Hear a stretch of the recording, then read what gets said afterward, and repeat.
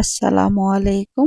আমার প্রিয় ভাইয়া ও আপুরা, আঙ্কেল ও আন্টিরা, ছোট্ট ছোট্ট সোনামণিরা, কেমন আছো তোমরা সবাই?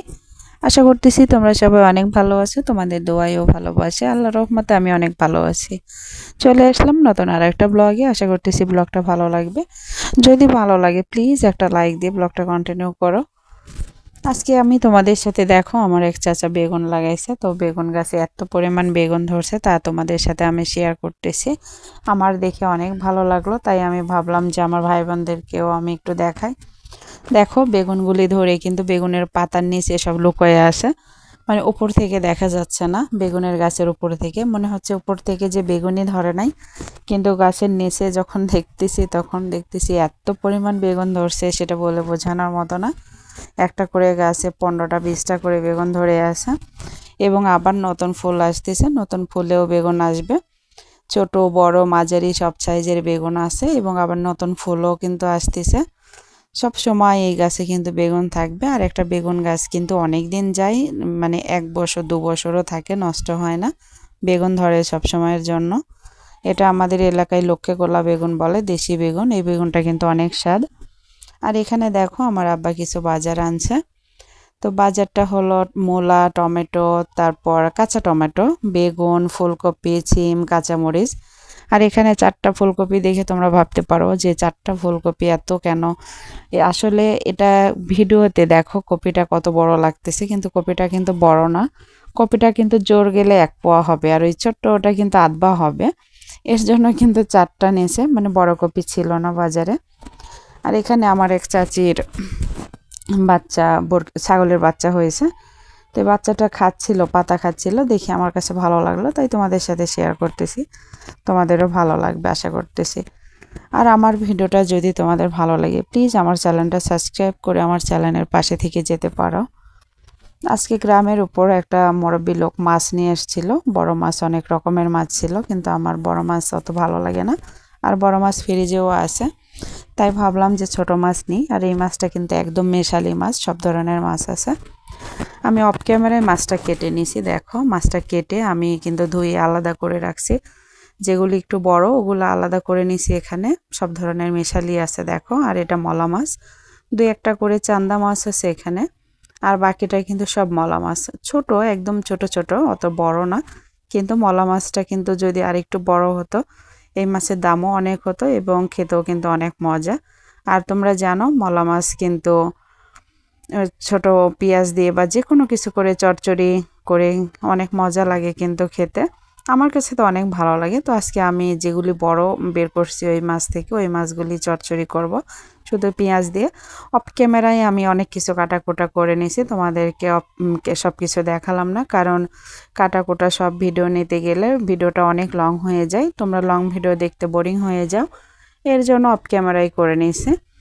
এখানে দেখো আমি চচ্চড়িটা করে নেব। এখানে আমি পেঁয়াজ, কাঁচামরিচ, তারপরে এখানে লবণ, বাটা মশলা, পরিমাণ মতন হলুদ, মরিচের গুঁড়া, জিরার গুঁড়া, তেল সব কিছু দিয়ে সুন্দর করে হাতে মেখে আমি চচ্চড়িটা রেডি করে নেব। আর তারপরে সব কিছু গোছাই গাছাই নিয়ে রান্না করে নেব। আর তোমরা সবাই জানো ছোটো মাছের চচ্চড়ি কিন্তু হাতে মাখায় নিয়ে রান্না করলে কিন্তু অনেক মজা হয়। আর আমি এখানে কিন্তু সরষের তেল দিয়ে দিচ্ছি। আমরা সরষের তেল খাই, তোমরা জানো। চাউমিন যে খায় না তা না, চাউমিন তেলও খাওয়া হয়, কিন্তু সরষের তেলটা একটু বেশি খাওয়া হয়। দেখো আমি কিন্তু হাতে সুন্দর করে মেখে নেব। আমার মাখাটা দেখলে হয়তো তোমরা বুঝতে পারতেছো যে আমি কত সুন্দর করে এবং কত মনোযোগ দিয়ে রান্না করতেছে। আর ছোট মাছ হলে তো আমার কোনো কথাই নেই, ছোট মাছ হলে আমি একদম মনোযোগ দিয়ে রান্না করি। কিন্তু বড় মাছ হলে কিন্তু আমার এত মনোযোগ থাকে না, কারণ আমি ছোট মাছ অনেক পছন্দ করি। তো এই যে দেখো আমার কিন্তু পেঁয়াজ, কাঁচামরিচ, মরিচ একদম মশলানো হয়ে গেছে, মানে মাখানো হয়ে গেছে। এখন আমি মাছটা দিয়ে দিব। দেখো এখানে কিন্তু অনেক রকমের মাছ আছে, তোমরা দেখলেই হয়তো বুঝতে পারতেছো এখানে অনেক রকমেরই মাছ আছে। তো এই তো দেখো আমি সুন্দর করে মেখে নিলাম। মেখে নিয়ে এখানে আমি এখন পরিমাণ মতো পানি দিয়ে দিব। পানি খুব বেশি লাগবে না, অল্প কিছু পানি দিলেই হয়ে যাবে। তো পানি দেব এখন আমি, দেখো সামান্য পরিমাণ পানি দেব, খুব বেশি না। দিয়ে আমি রেখে দেব। তারপর বাকি কাজগুলি গোছায় নিয়ে রেডি করে নিয়ে তারপরে আমি চুলার পাড়ে যাব রান্না করার জন্য। যেহেতু আমি খড়ির চুলাতে রান্না করি, সব কিছু গোছায় নিয়ে রান্না করতে হয়। আর এখানে দেখো আমি ফুলকপি সিম কাটা করে ধুয়ে রেডি করে রাখছি। তো আমি ওটা ভাজি করে নেব, ফুলকপি আর সিম। এর জন্য আমি তেল দিয়ে দিলাম, কাঁচামরিচ পেঁয়াজ দিয়ে দিলাম। আমি এখন সুন্দর করে লাল লাল করে নিয়ে তারপরে এখানে আমি সিমটা ভাজি করে নেব। আর ফুলকপি সিম সাথে গাজর দিয়ে যদি ভাজি করা যায় অনেক মজা লাগে, আর বিশেষ করে রুটি দিয়ে খেতে কিন্তু অনেক ভালো লাগে। কিন্তু গাজরটা ছিল না, এর জন্য আমি তোমার যে সিম আর ফুলকপি ছিল ঘরে, তো ওটাই আমি কেটে নিলাম, ভাজি করে নেব। এই ভাজিটাও কিন্তু অনেক ভালো লাগবে। অল্প কিছু সিম ছিল, তো ভাবলাম নষ্ট করে লাভ নেই, ফুলকপিও ছিল একটা ছোট, তো ভাজি করে নিই। আর এখানে দেখো আমার তরকারির ফাইনাল লুক। আজকের তরকারিটা কেমন লাগতেছে তোমরা আমাকে জানাবা। আমি কিন্তু বলবো না যে আজকের তরকারি অনেক মজা হয়েছে, অনেক মজা হবে, কিছুই বলবো না। আজকের তরকারিটা মজা হবে কি হবে না, কেমন লাগতেছে তোমরাই আমাকে কিন্তু কমেন্টে জানাবা। আমি কিন্তু তরকারিটা খাই নাই, আমি খাওয়ার আগে ভয়েসটা দিচ্ছি।